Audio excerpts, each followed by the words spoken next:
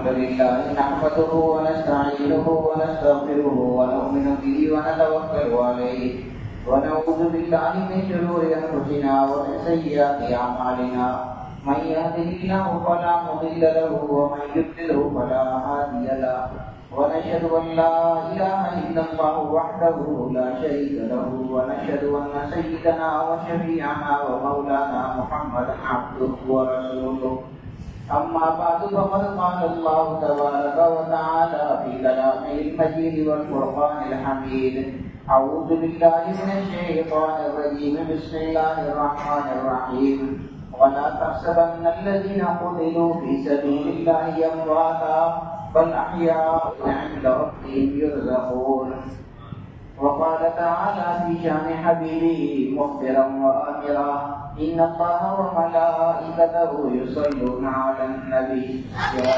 أيها الذين آمنوا صلوا عليه وسلموا تسليما اللهم صل على سيدنا ومولانا محمد وعلى آل سيدنا ومولانا محمد وبارك وسلم الصلاة والسلام عليك يا رسول الله وعلى آلك وأصحابك يا حبيب الله الصلاة والسلام عليك يا شفيع المذنبين وعلى آلك وأصحابك يا رحمة للعالمين. سامعین محترم، محرم الحرام میں ہم نے شہادتوں اور غزوات کا سلسلہ شروع کیا تھا. سیدنا امام علی مقام علیہ السلام کی شہادت اور پھر صحابہ کرام کی شہادتیں جو مختلف غزوات ہیں ہوئی. شہادت کیا چیز ہے، شہادت کیا لذت ہے، کیا ذوق ہے اس کا، اور کیا کیفیات، یہ ساری چیزیں ہم وقتاً فوقتاً مختلف جمعوں میں بیان کرتے رہے ہیں. یہ سلسلہ آگے چل رہا ہے. غزوہ احد کے حالات ہم دیکھ رہے تھے اور حضور علیہ السلام کے جو عشاق ہیں، جو آپ پر پروانہ وار اپنی جان نثار کرنے والے تھے، ان کے حالات سے آگاہی حاصل ہو رہی ہے سیرت کے حوالے سے. اسی سلسلے کو انشاءاللہ آگے بڑھائیں گے. میں آپ کو بتاتا رہا ہوں مختلف مواقع پر کہ صحابہ کرام رضوان اللہ تعالیٰ علیہم اجمعین حضور علیہ السلام کے ساتھ کس قدر محبت رکھتے تھے، عشق رکھتے تھے. اور یہ میں کرتا ہوں ایسے لوگ نہ حضور علیہ السلام سے پہلے کبھی ہوئے ہیں کسی کے امتی، کسی کے صحابی، کسی کے دوست، اور قیامت تک کوئی ہوں گے. یہ خاصہ ہے حضور علیہ السلام کے صحابہ کرام.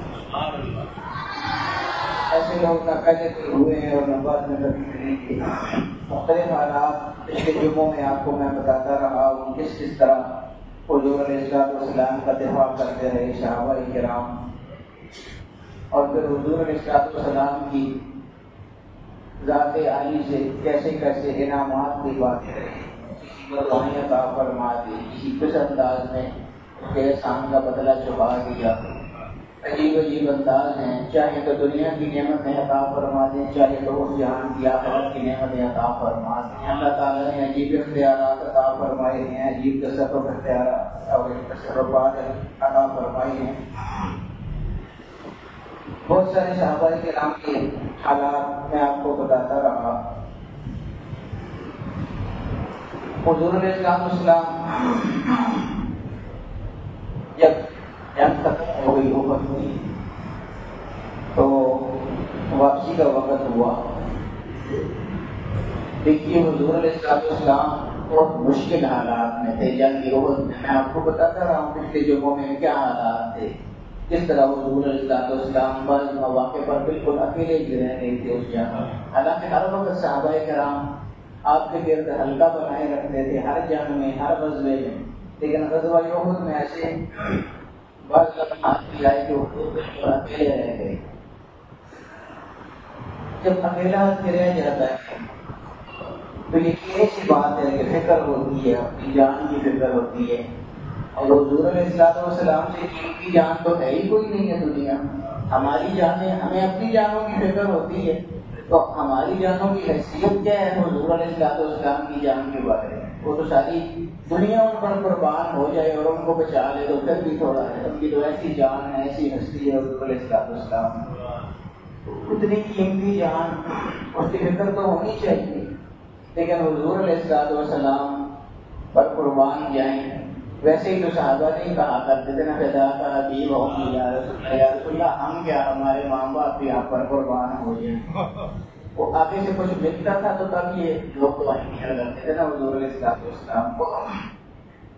ان حالات میں بھی حضور علیہ السلام کی اپنے صحابہ پر پوری نظر قوم کے حالات سے گزرنا, حالانکہ خود مشکل حالات سے گزر رہے ہیں, اس کے باوجود یہ بھی پتہ ہے کہ میرا قوم کا صحابی خود سے بھی زیادہ مشکل حالات سے گزر رہا ہے. ادراک دیکھیے, واپسی جب ہونے لگی, مشرکین کے چلے جانے کے بعد جانب عالم صلی اللہ تعالی علیہ وآلہ وسلم نے فرمایا, کوئی جا کر سعد بن ربیع کی خبر لائے, کیونکہ میں نے متعدد نیزوں کو اس کی طرف اٹھتے دیکھا تھا.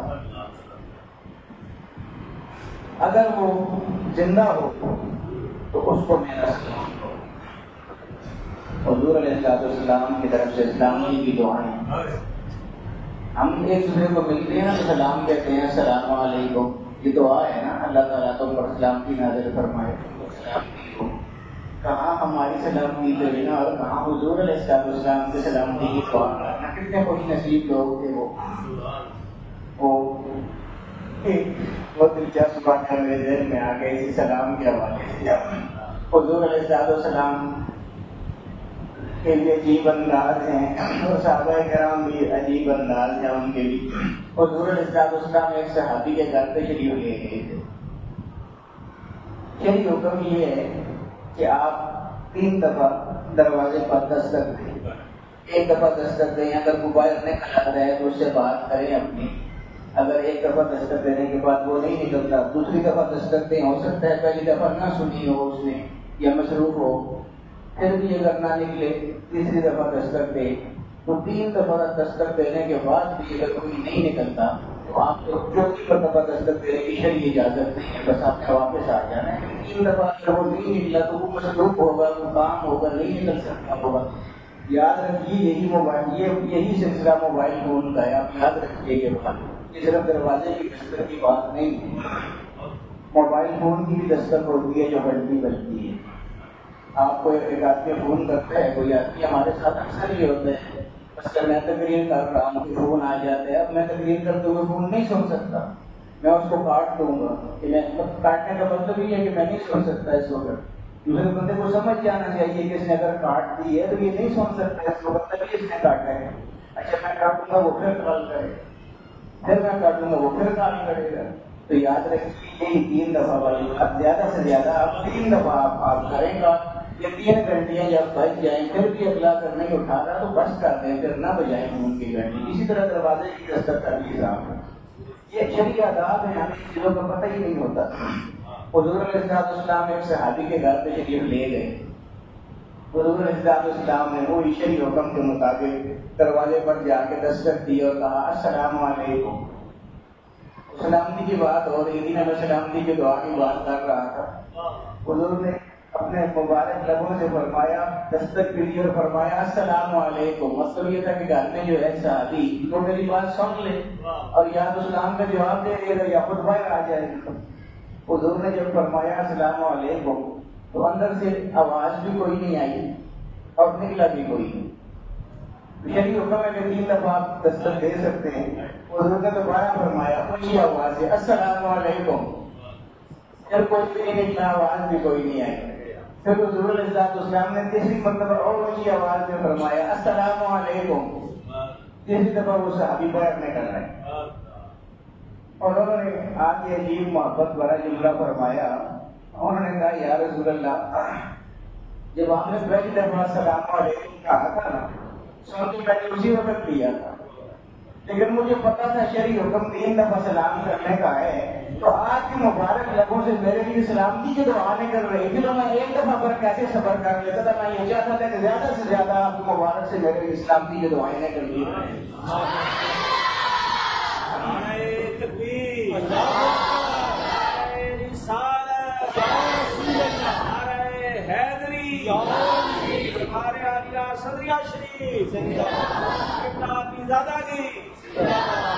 دیکھیے نا کیا صحابہ کرام کا بھی ذوق ہے. اب کس یعنی اس صحیح وقت میں انہوں نے کس طرح اس سے فائدہ اٹھایا تھا کہ حضور سلامتی کی دعا تو دے ہی رہے ہیں, چلو زیادہ سے زیادہ سلامتیاں ہم حضور کر لیں اپنی جان کے لیے. تو بہرحال حضور نے فرمایا کہ جا کر سعد ابن ربیع کی خبر لائے, کیونکہ میں نے متعدد نیزوں کو اس کی طرف اٹھتے دیکھا تھا. اگر وہ زندہ ہو تو اس کو میرا سلام کہو اور میری طرف سے اس کا حال پوچھو, میری طرف سے اس کا حال پوچھو. ایک صحابی انہیں تلاش کرنے گئے تو وہ ایک جگہ سخت مجروح حالت, زخمی حالت میں پڑے مل تھے. زندگی کی آخری گھڑیوں میں نعرہ تکبیر, نعرہ رسالت, مولا حضرت صاحب.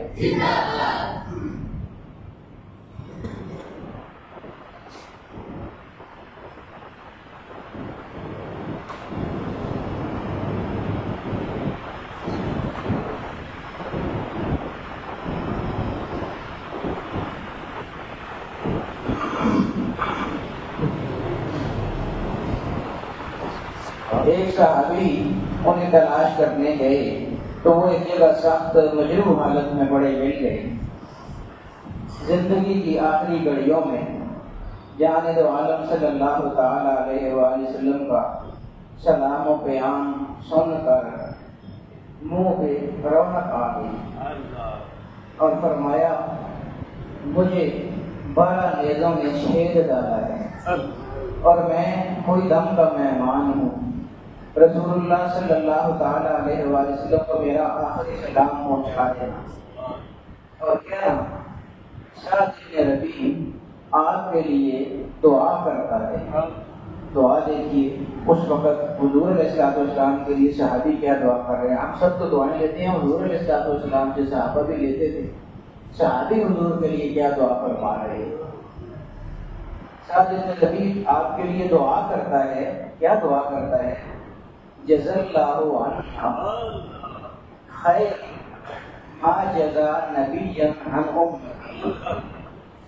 یا رسول اللہ, جو کوئی جزا اللہ تعالیٰ نے کسی نبی کو اس کی امت کی طرف سے دی ہو, یعنی جتنے بھی انبیاء پہلے گزر چکے تھے ان کی امتیں ساری, جو جزا اللہ تعالیٰ نے کسی نبی کو اس کی امت کی طرف سے دی ہو, ہماری طرف سے اللہ تعالیٰ آپ کو اس سے بہتر جزا عطا فرمائے.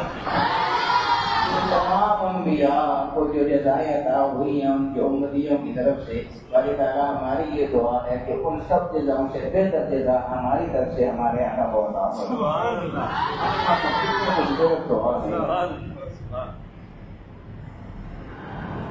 پھر میری طرف سے میری قوم کو یہ پیغام پہنچا دینا, جو بھی شادی اب کہہ رہے ہیں جن کو 12 نیزوں کے زخم لگے ہوئے ہیں.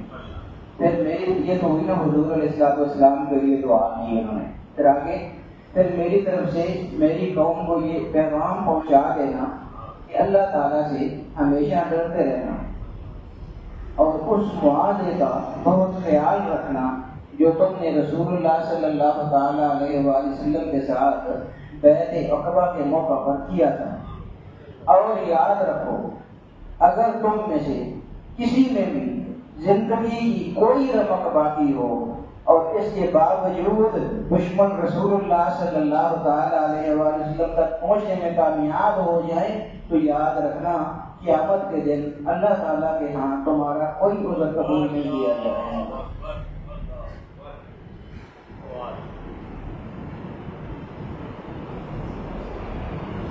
یاد رکھو, اگر تم میں سے کسی میں بھی زندگی کی کوئی رمق باقی ہو اور اس کے باوجود دشمن رسول اللہ صلی اللہ تعالی علیہ وآلہ وسلم تک پہنچنے میں کامیاب ہو جائیں تو قیامت کے دن اللہ تعالیٰ کے یہاں تمہارا کوئی عذر قبول نہیں ہوگا. یہ کہتے ہوئے حضرت سعد رضی اللہ تعالیٰ عنہ شہید ہو گئے. پیغمبر صحابی واپس آئے اور سب کچھ تفصیل سے بیان کیا. اور جانے دو عالم صلی اللہ تعالیٰ علیہ وآلہ وسلم نے فرمایا رحمہ اللہ، اللہ تعالیٰ اس پر رحم فرمائے، نسخ للہ ولرسولہ حیا و میتا، اللہ تعالیٰ اس پر رحمت نازل فرمائے، اور زندگی میں بھی اور مرتے دم بھی اللہ اور اس کے رسول کے ساتھ مخلص رہا اور ان کا خیر خواہ رہا، ان کے لیے شہید زیادہ رہا.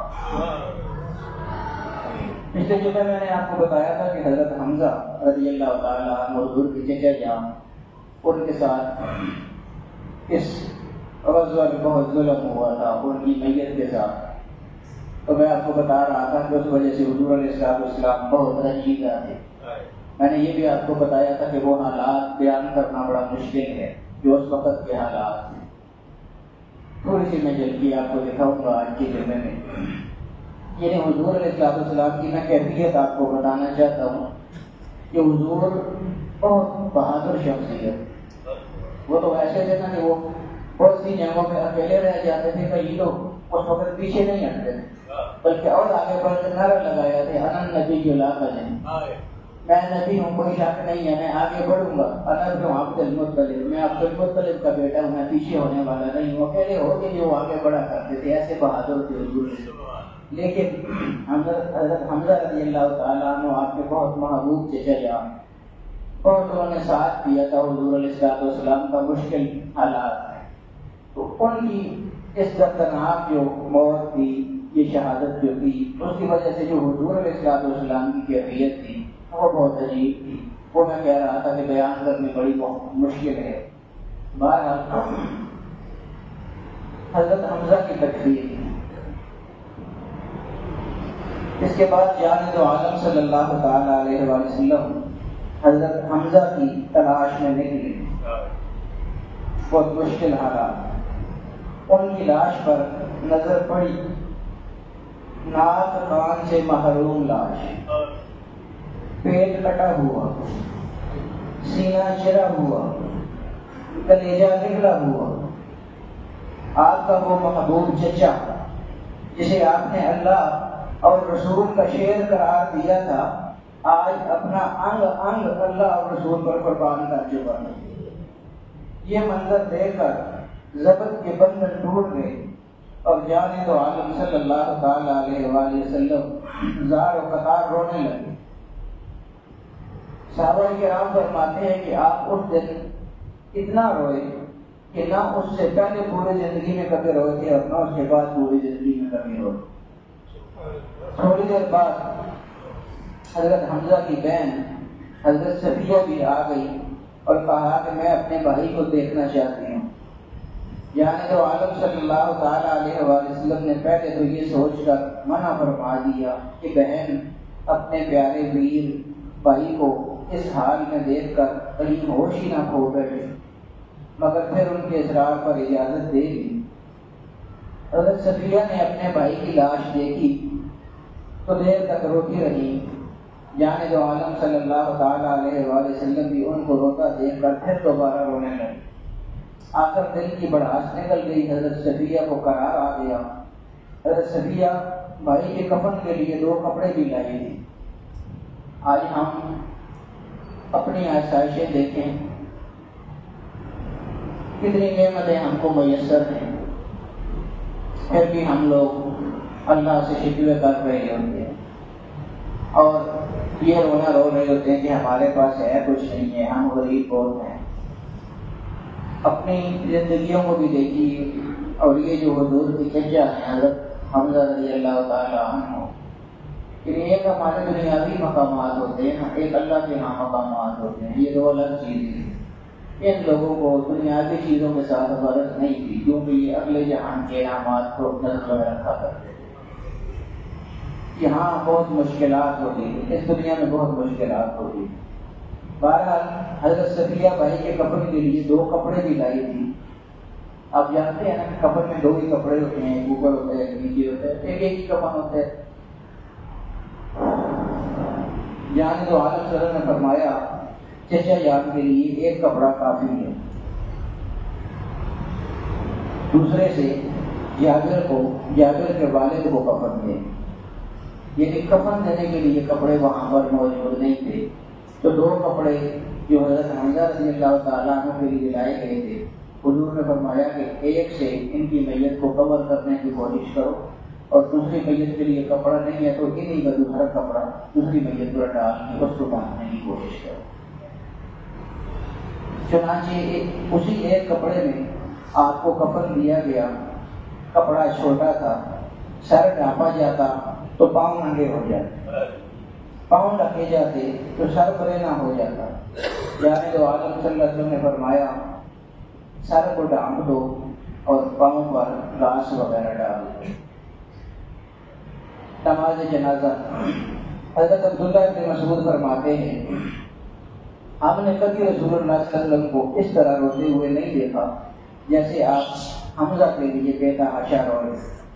اللہ ہی جانے تو عالم صلی اللہ تعالیٰ علیہ وآلہ وسلم کے قلب حزین پر کیا بیت رہی ہوگی جب حضرت حمزہ کی کٹی پھٹی میت سامنے رکھی تھی اور آپ ان کی نماز جنازہ پڑھانے کے لیے کھڑے تھے۔ اس وقت آپ کی آنکھوں سے اشکوں کا سیلاب رواں تھا، عشقیاں بندی تھی اور شدت غم سے آپ پر وشی طاری ہونے کو تھی۔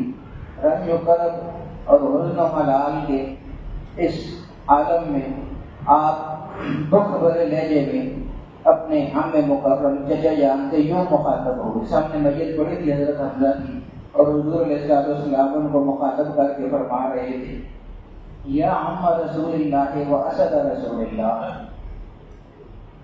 اب دیکھیے نا، حضور علیہ السلام کے وہ چچا جان ہیں، حضور ان کو مخاطب کر رہے ہیں، حضور ان کے بھتیجے ہوئے رشتے، تو حضور علیہ السلام ان کو یہ نہیں کہہ رہے کہ اے میرے چچا جان، فرما رہے ہیں کہ اے اللہ کے رسول کے چچا جان۔ یہ حضور علیہ السلام کے نزدیک یہ جو ہمارے دنیاوی رشتے ہیں ان سے زیادہ وہ چیز ضروری ہے جو اللہ تعالیٰ کی طرف سے عطا ہوئی ہے، اور وہ ہے کہ وہ اللہ کے رسول۔ چچا کو یوں مخاطب فرما رہے کہ یا عم رسول اللہ، اے رسول اللہ کے چچا اور اللہ کے رسول کے شیر، یا حمزہ تو یا فاعل الخیرات، اے حمزہ، اے زندگی بھر اچھے کام کرنے والے حمزہ، یا حمزہ یا ذاب عن وجہ رسول اللہ صلی اللہ علیہ وسلم، اے رسول اللہ کے چچا اور اللہ اور اس کے رسول کے شیر، اے اچھے کام کرنے والے حمزہ، اے تکلیفوں کو دور کرنے والے حمزہ، جو کہ حضور علیہ السلام کا ساتھ دیا کرتے تھے نا، حضور کو جو تکلیفیں کو باہر پہنچایا کرتے تھے یہ اس کے آگے ڈھال بن جایا کرتے تھے۔ اے تکلیفوں کو دور کرنے والے حمزہ، اے رسول اللہ کی ذات سے دشمنوں کو ہٹانے والے حمزہ۔ اس کے بعد نماز جنازہ پڑھائی، 72 صحابہ کرام شہید ہوئے تھے اس غزوہ میں۔ ایک ایک میت لائی جاتی تھی سامنے حضور علیہ السلام کی، اس کا جب حضور جنازہ پڑھاتے تھے اس میت کو اٹھا کے لے جاتے، اگلی میت لے آتے، لیکن حضرت حمزہ کا یہ دیکھیے کیا اعزاز ہے، جنازہ پڑھانے والے حضور علیہ السلام۔ ایک دفعہ بھی حضور جنازہ پڑھاتے کسی کی بخشش میں کیا شک ہو سکتا ہے، صحابہ کرام تو ویسے ہی بخشے ہوئے، ہم لوگوں کی بات کر رہا ہوں۔ حضور علیہ السلام جنازہ پڑھا رہے ہیں، آپ جنازہ پڑھا دیں، آپ رحمت مغفرت کی دعا فرما دیں، بخشش میں کوئی شک ہی نہیں ہو سکتا، لیکن ایک ایسا اعزاز حضرت حمزہ کو عطا ہوا ہے۔ اس کے بعد نماز جنازہ پڑھائی اور فرمایا چچا جان کو یہیں رہنے دینا، یعنی باقی میتیں اٹھاتے رہو جنازے کے بعد، لیکن میرے چچا جان کی میت یہیں پڑی رہی جب تک میں جنازے پڑھاتا رہوں۔ 72 صحابہ کرام تھے جو شہید ہوئے تھے، فرمایا چچا جان کو یہیں رہنے دو اور دوسرا شہید لاؤ۔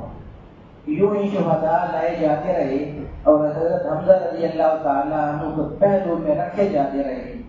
72 شہداء کی آپ نے نماز جنازہ پڑھائی، باقی شہداء تو بدلتے رہے، مگر حضرت حمزہ اول سے آخر تک آپ کے روبرو رکھے رہے۔ یوں حضرت حمزہ کو پوری کائنات میں یہ بے مثال شرف اور اعزاز حاصل ہوا کہ جانب عالم صلی اللہ تعالی علیہ وآلہ وسلم نے ایک دفعہ نہیں 72 دفعہ ان کی نماز جنازہ پڑھائی۔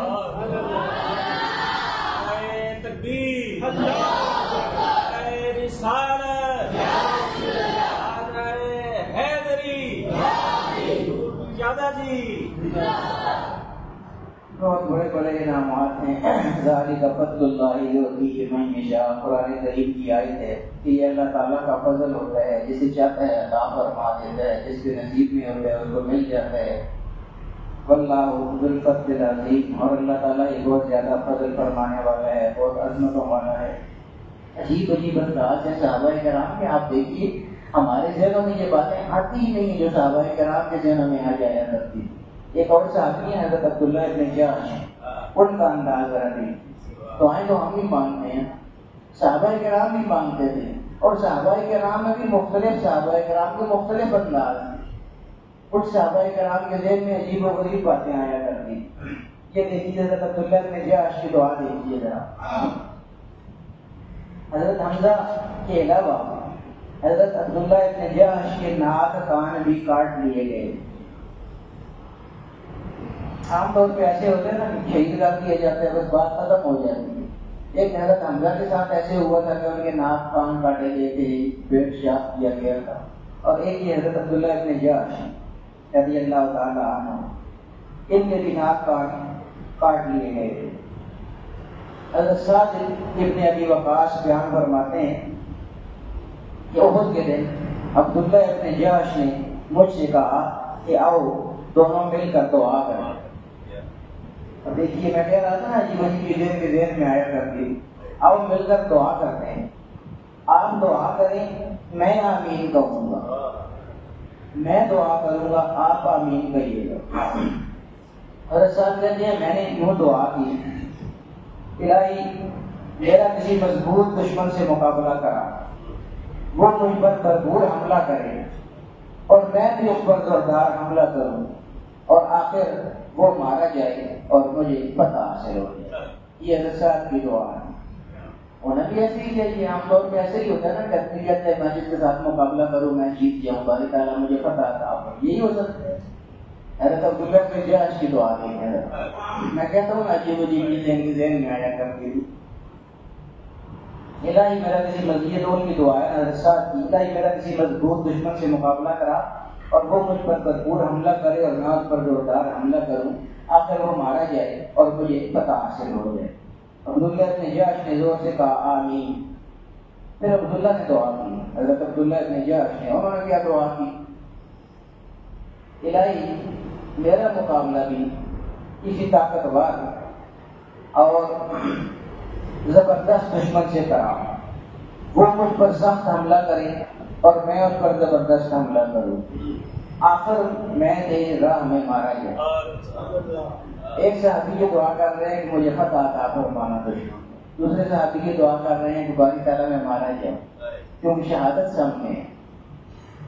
میرا مقابلہ بھی کسی زبردست سے کرا اور میں اس پر زبردست حملہ کروں، آخر میں تیری راہ میں مارا جاؤں اور میرے ناک کان بھی کاٹ لیے گئے. یہ دیکھیں نا خواہش بھی دیکھیں. میں کہتا ہوں عجیب باتیں ناک کان کاٹنے کی جو یہ خواہش ظاہر کر رہے ہیں وجہ کیا تھی اس کی آگے دیکھیے ذرا.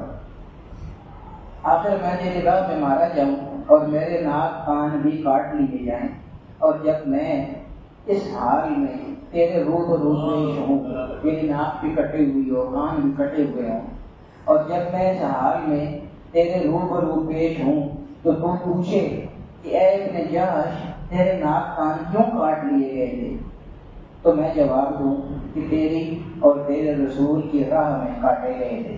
پھر تو کہے کہ سچ کہتے ہو عبداللہ، واقعی میری راہ میں اور میرے رسول کی راہ میں کاٹے گئے. یہ اللہ رب العالمین. اللہ اللہ کیسے لذت آشنائے درد لوگ تھے.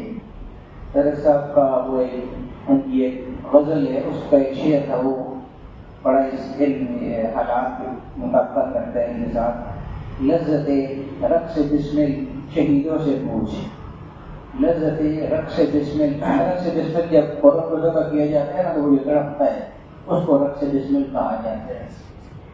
لذت رقص بسمل شہیدوں سے پوچھ، آ گئے وجد میں سر جو کٹنے لگا، آ گئے وجد میں سر جو کٹنے لگا. حضرت کہتے ہیں، حضرت صاحب کہتے ہیں کہ میں نے آمین کہی، پھر دونوں کی دعائیں اسی طرح مستجاب ہوئی، پوری ہوئی جس طرح مانگی گئی تھی. ارشاد فرماتے ہیں ابن جاش کی دعا میری دعا سے بہتر تھی. میں نے جنگ ختم ہونے کے بعد دیکھا کہ دشمنوں نے ان کے ناک کان کاٹ ڈالے تھے اور ان سے ان کا ہار پرو لیا تھا. میں اسی وقت سمجھ گیا تھا کہ عبداللہ ابن جاش کی دعا اللہ پاک نے قبول فرما لی. تو یہ عجیب عجیب انداز ہیں ان کے. ایک اور صحابی اور ان کی ٹانگ میں لنگ تھا، یعنی وہ لنگڑا کر چلتے تھے.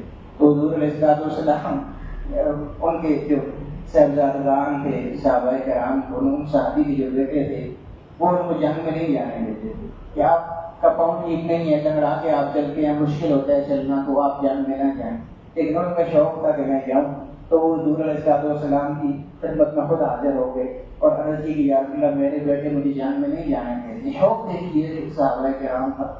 حضور نے ان کے بیٹوں کو اوپر کی فرمایا کہ تم چونکہ چل نہیں سکتے ہو، معذور ہو، تو ضروری نہیں ہے تمہارے لیے جنگ میں جانا، تمہیں معافی ہے اللہ رب العالمین کی جانب. اور عرض کی نہیں یا رسول اللہ میرا دل کرتا ہے میں جاؤں، لیکن بیٹے پھر نہیں جانے دیتے. حضور نے ان کے بیٹوں کو فرمایا کہ اس کو جانے دو. اور وہ صحابی جو ہے جن کے پاؤں میں لنگڑا کر چلتے تھے، انہوں نے حضور علیہ السلام نے کیا خواہش ظاہر کی. دیکھیے جنت میں جانا بہت مشکل کام ہے. شہداء تو چلے جاتے ہیں جنت میں، ان کے لیے جنت میں جانا کوئی مسئلہ نہیں ہے. لیکن شہداء جو جنت میں جانے والے ہیں ان کی آرزو ہے ذرا نہیں. ہم لوگوں کے لیے جنت کو حاصل کرنا ہی بہت مشکل. اور حضور نے ان کو کیوں اجازت دے دی؟ انہوں نے بات ایسی کر دی. انہوں نے عرض کی تھی کہ یا رسول اللہ میں جو کہ لنگڑا ہوں، لنگڑا کر چلتا ہوں اور صحیح طرح میں قدم بھی نہیں رکھ سکتا، لنگڑا کے اور لڑک بھی جاتی ہے میری ٹانگ.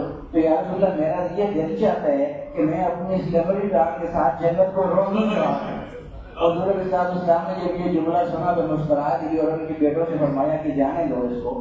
پھر وہ چلے گئے، دعا فرمائی انہوں نے کہ باری تعالیٰ مجھے شہادت عطا فرمانا. اور حضور علیہ السلام نے پھر ان کو دیکھا، پھر ان کے بیٹوں کو حضور نے بتایا کہ میں نے اس کو دیکھا ہے کہ وہ جنت میں اپنے لنگڑی ٹانگ کے ساتھ جنت کی زمین کو رونگ رہا ہے.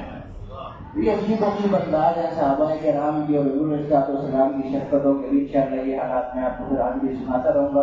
اللہ رب العالمین حضور پر اور حضور کے صحابہ کرام پر اپنی کروڑوں رحمت نازل فرمائے، اور جو دین انہوں نے ہم تک پہنچایا ہے ہمیں اس دین پر چلنے کی توفیق عطا فرمائے.